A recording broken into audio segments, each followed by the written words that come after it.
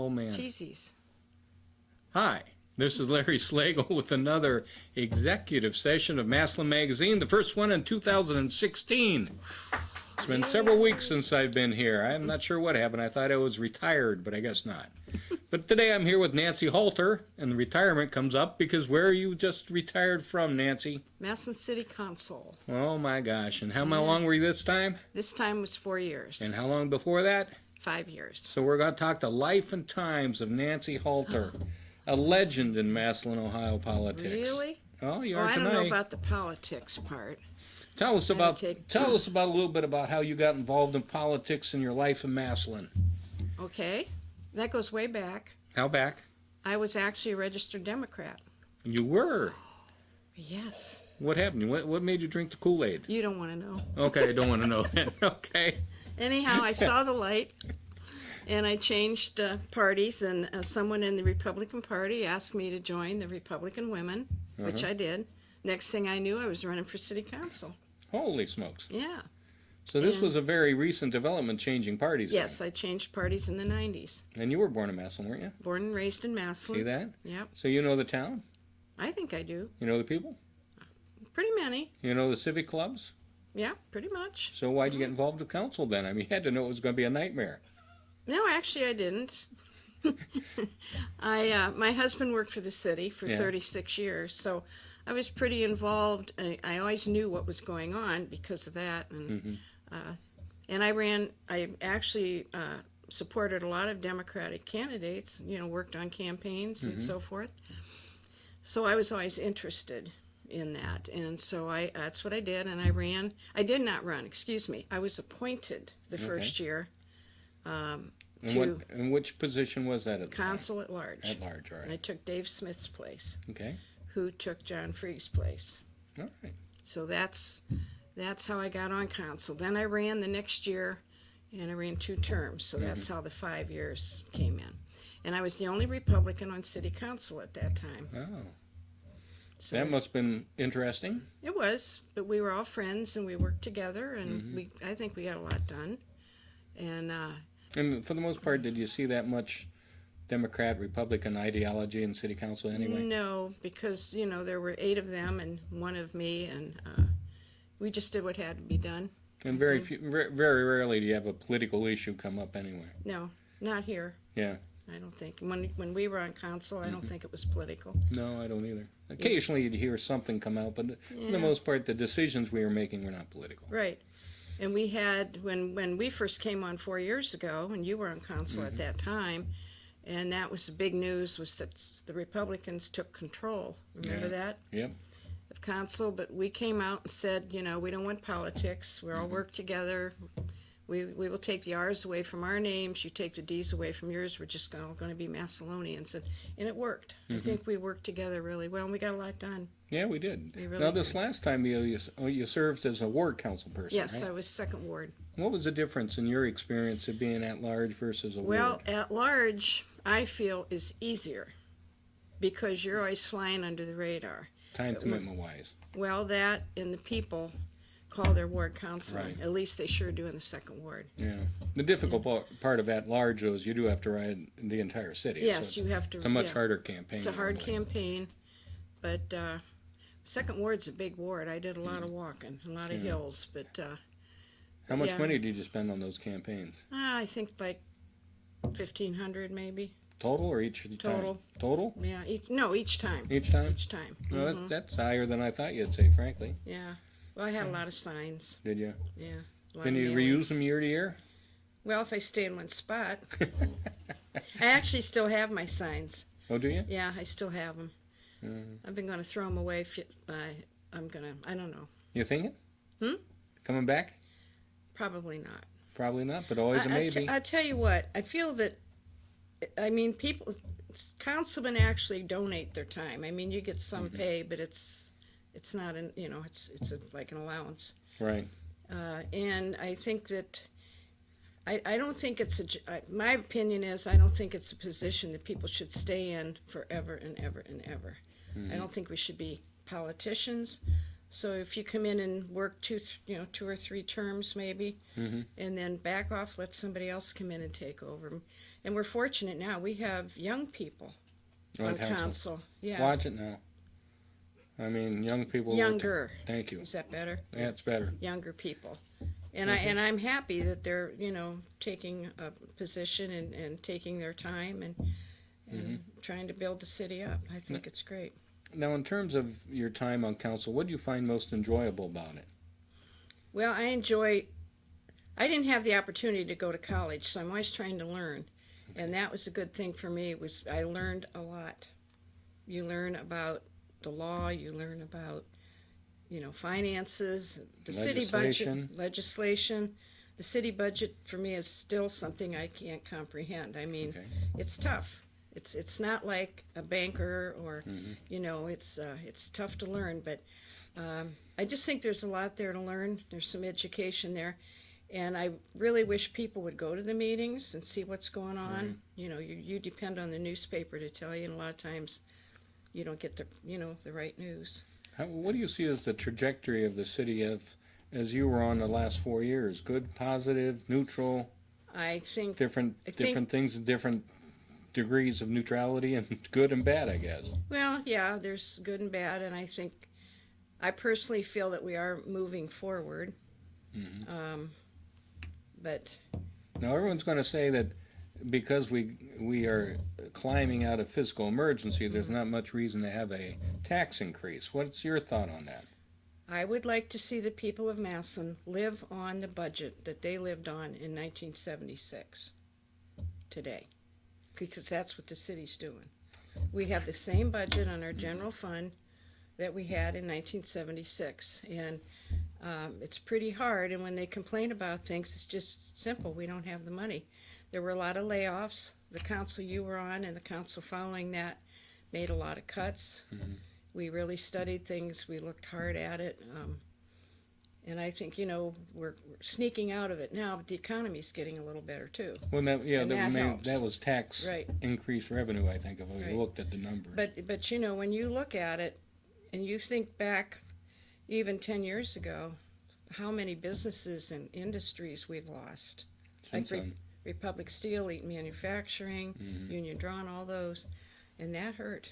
And we brought in some new businesses, but they haven't quite. Yeah, whenever I get into discussions on the income tax, I always say I prefer not to live in a third world city. Right, exactly. I'm willing to pay more taxes to get better roads, better parks, better sewers, better everything, because it just needs more money. They want everything fixed, but they don't want to chip in part of the deal. And you have to have pride in your city. And a lot of things that I've done in my past, like we did the 4th of July picnic in the park. We started that. You did that for a number of years. Yeah, we had that a long time. And that was a place people could go on the 4th of July and bring their families. It didn't cost them anything unless they wanted to buy a hot dog. And we did a lot of things like that, and we still have the free concerts. There's a lot here to do that don't cost money, because we're fortunate to have sponsors. Right.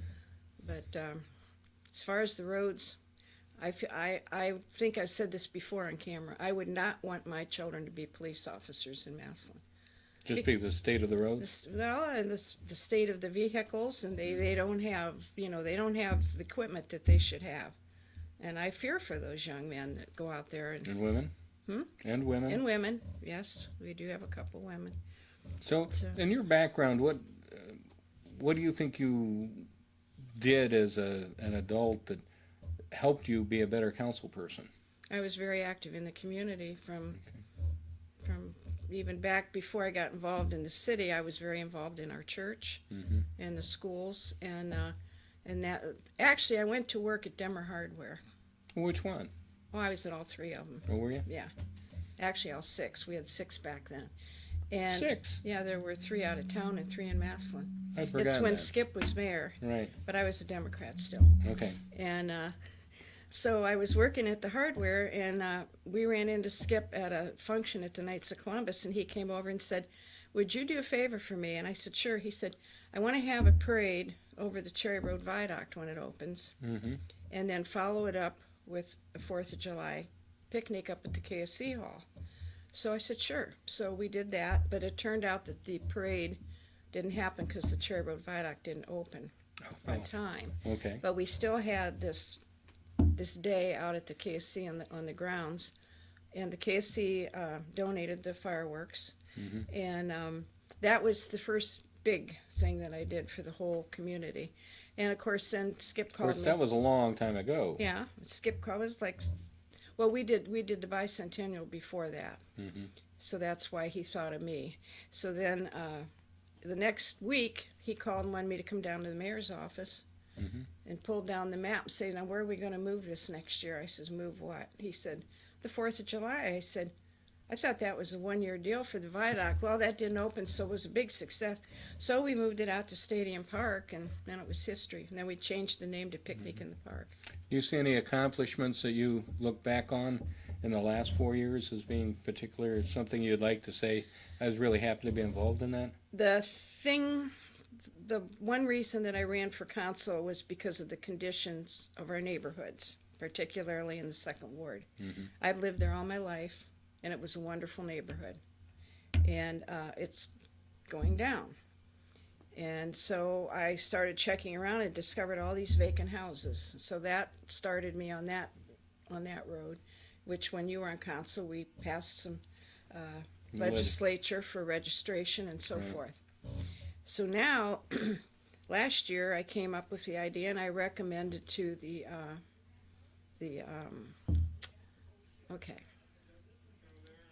guy, Jim and Dave. Oh, the housing commission people. Well, anyhow, they go out and inspect the houses. Okay. I can't think of their name, their title. So we've put together a committee now, which the mayor agreed to and appointed the people to the committee. And we've had 2 meetings so far. And we're looking at ways that we can take these vacant houses and sell them. So this is after you left in council, you're still in this committee? Yes. Okay. Yeah, I'm still on the committee. So I'm still working on vacant houses. Well, that's great. And how many vacant houses are there in Massillon? We have 347 that we know of. 347. I had no idea that many. 94 I knew it'd be a lot. 94 on the east side, 100 and some in the southeast side, 94 northeast. The west is the smallest, and I don't remember, but it comes up to 300, and I should have brought those notes. Yeah, what is the plan for the vacant houses? Well, right now we're just getting the committee formed, and we're trying to. I'd like to divide the committee into groups, so we have one group just working on homes that would be a pretty easy sell, even though they're vacant. We've already identified 12 that need to be demolished. I mean, there's just. And there's a fund for that yet? We're getting some CDBG funds, and we're talking with the county. There's people from the county on the committee, Okay. and there's investors, and there's realtors, and there's bankers, and so we're all working together. Wow, that'll make Try to nice. come up with a program. There's no question that one eyesore in the neighborhood is too many. You betcha. So that's what you're going to be working on. For a while, yeah. Any travel plans? Yeah, actually, I'm leaving Monday to go to Texas to visit my son. And that one nice thing about not having the council meetings. commitment over your head? Right, right. Oh. Yeah. Well, that sounds like fun. And I don't think you've closed the door and coming back possibly. I don't know. Really have to push. You still communicate with anybody on council? Oh, sure. Do you? Yeah. And they still have good communication. Do you ever go to council meetings? Well, there's only been Oh, that's for one one. since I got off. Yeah. Right? Did you miss it? Not at all. Not even a bit? No, I sat there Monday night and I thought, oh, it's so nice that I don't have to go out tonight Yeah. in that cold and snow. Well, that's good. Anything else you want to enlighten us with about the Nancy Halter experience in Massillon, Ohio as a political powerhouse? I didn't know I was a political powerhouse. I'm going to make you one. You are? Oh, Well, yeah. I like to recruit people to run. So if anybody's interested in running for city council, give me a call. I think it's interesting that in the city environment, the Democratic, Republican labels don't mean nearly as much as they seem to me as you get higher up on the Yeah, pecking order on the politics, do they? right. No, I don't think so. In fact, how many things do you think we disagree on out of 100? Maybe 1 or 2. Yeah, But we always came to a conclusion, and Right. nobody was mad. right. You know, We would reach an agreement. we didn't hold grudges. Nope.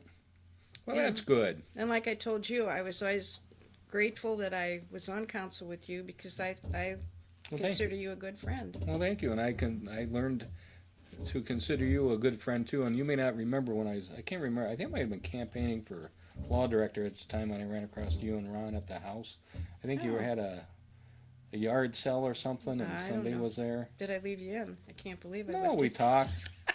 It was right after you had left council the last time, I think, Oh. or the first time. Mm-hmm. We had a nice conversation, so it was good. But I agree with you. I mean, too often the politics becomes like a pugilistic match, Yeah. and really that's not the way it is in city politics for the most No, part. not in Maslin. Right. I mean, there are some pugilists, don't get me wrong, but most of us don't want that. We can disagree without being disagreeable. Right. Well, thank you. Well, you're You are my friend.